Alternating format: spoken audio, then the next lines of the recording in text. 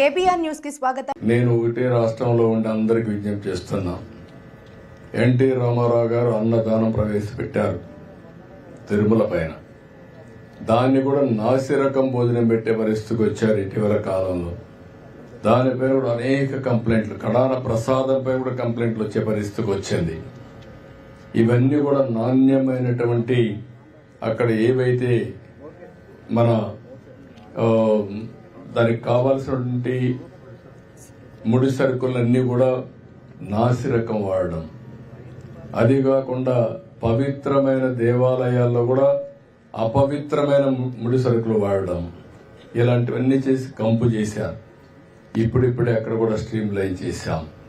ఒక దూరదృష్టి మీరు ఆలోచిస్తే ఎన్టీ రామారావు గారు ఆ రోజు ప్రారంభించిన అన్నదానం ఈ రోజు కార్పసే మొత్తాన్ని జరిపే పరిస్థితి వస్తుంది. డే బై డే ప్రజలు ఇంకా కాంట్రిబ్యూట్ చేస్తున్నారు. ఎప్పుడైనా సరే ఒక మంచి వ్యవస్థను ఎస్టాబ్లిష్ చేసి ఒక పవిత్రమైన కార్యక్రమంగా దాన్ని తీసుకున్నప్పుడు ప్రజలు స్పాన్సర్ చేయడానికి ఏమాత్రం వెనుకాడలేదానికి అన్నదానం టీటీలో ఒక ఉదాహరణ అని చెప్పి నేను మీకు తెలియజేసుకుంటున్నాను.